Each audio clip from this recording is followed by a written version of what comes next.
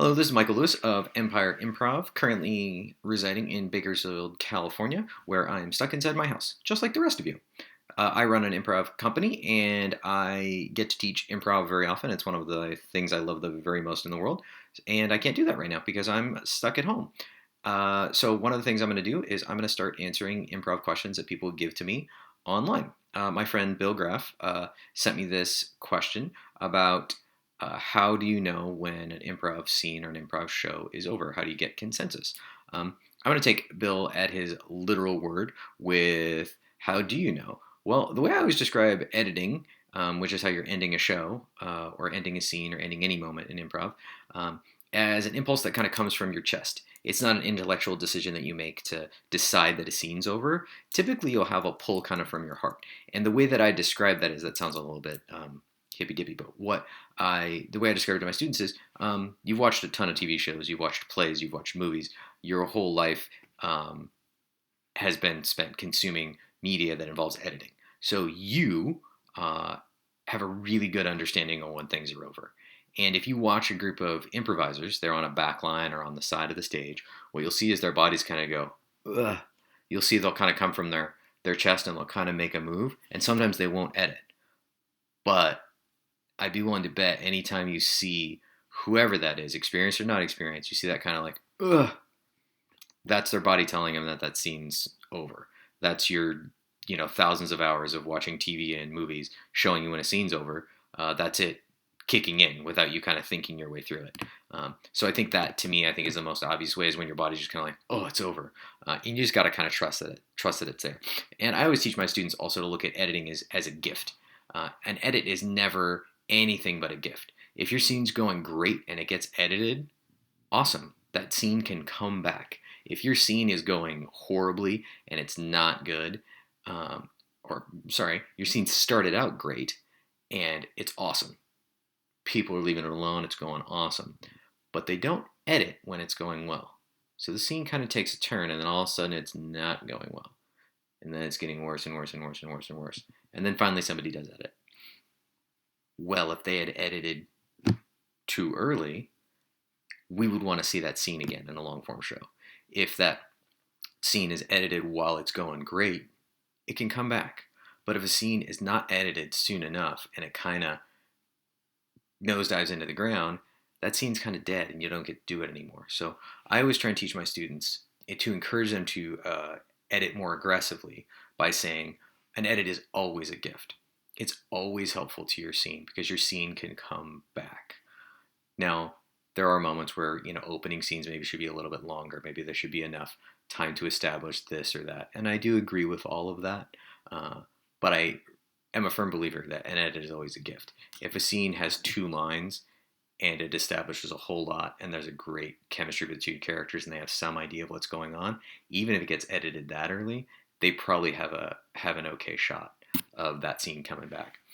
But that's generally how I do it. The other thing I teach my students about editing is to think about every edit as your personal responsibility. If you're in a cast of 15, you need to look at every scene that you're not in as you are the sole person on stage, paying attention and ready to edit. And what that's going to do is make you make the right choice to edit. I was taking a workshop from Armando Diaz, and it was a huge workshop. There's like 20 people in it, and an edit was missed. And I personally felt exactly the moment when he was saying, when would that edit happen? And I was like, it should have happened right here. And he's like, yeah. So even though there's 20 people there, it's your job to edit. And if you end up editing every scene, hopefully your director will tell you, hey, you just can't edit. So everybody else has to have that responsibility. I think performing with a small cast is a really great way to force you to develop that skill to be an aggressive and on-point editor. I performed for a long time with a cast of 3 people, and if you're not in the scene, you edit it every single time.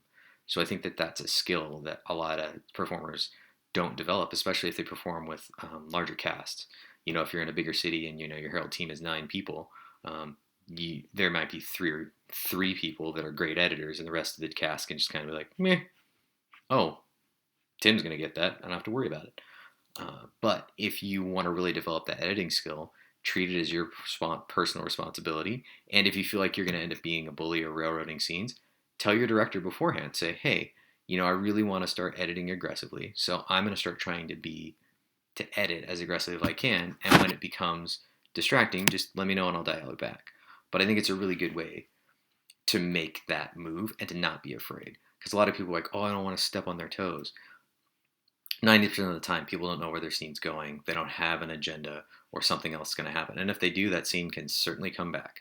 But when you edit, you're going, that was great, it's over. That was a good moment, and now we're going to see something else. That's super fun. We're going to get more of that later. But people think of it as edit as like, oh, I'm like criticizing it. No, you're not at all. A scene that's well edited can be improved. There'll be a moment in a scene where a really well-timed edit makes the whole scene seem even better than it might have been without that well-timed edit. Or scenes where it went just 1 or 2 lines too long, and that scene is greatly diminished because that edit was missed. Because the performers are going up, going up, going up, and instead of editing it here, they get 2 more lines and it goes down. So that scene can still come back, but hitting it right at that peak moment is awesome. And when those moments are, if you're looking for them, it's a laugh, a reveal, a change. Those are all kind of moments of where an edit is. But typically those are kind of intellectual ways to think about it, just so you're kind of looking at it. But really a great way to study editing is watch a show or a movie that you really like. Watch where those moments are. You'll see what it is. You can watch, if you want to see editing in comedy really simply, just watch a comedy, or a sitcom. Comedy. Yeah, that was super helpful. Great note. Watch a sitcom. Watch Seinfeld or Friends or whatever it is, and watch where those edits are. And those are good ways to do it. So that's for my friend Bill Graff, just to let him know. And the consensus with improv on improv, the simple explanation is for editing is when somebody edits it, it's over. There's no mutual decision or whatever. It's just kind of over. And if you have a director, the director just pulls lights, and they do it the same way. It's going to come from here. When I'm doing my job as a director, editing things, I feel that same impulse. I'm not on stage, so I don't literally do this, but I feel that same impulse. And when I'm editing, that's what I'm doing. Or when I'm pulling lights, that's what I'm doing. And I think that that's a really important skill, and a skill that oftentimes audience members may not appreciate, but your fellow improvisers love an on-point edit. They love to be in a scene that gets edited at the exact right moment. It feels so good to have that happen. And really skillful directors are really good at calling lights or calling scene at the right moment to help that scene be its best. To know, all right, they've got there, great.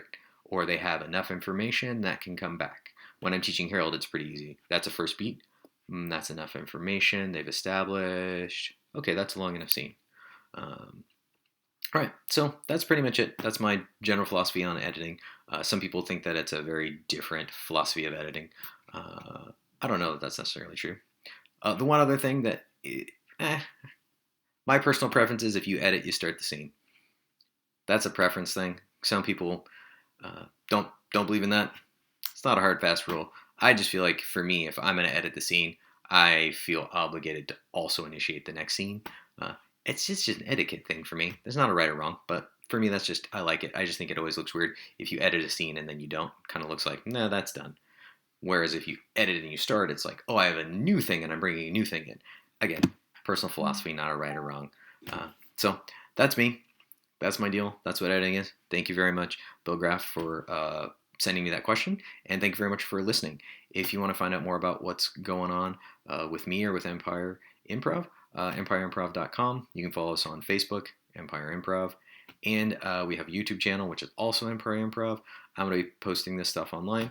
As I get questions and I've got the time, I'll be shooting them out there. So hope you guys are well. Thank you very much for listening, and I got your back.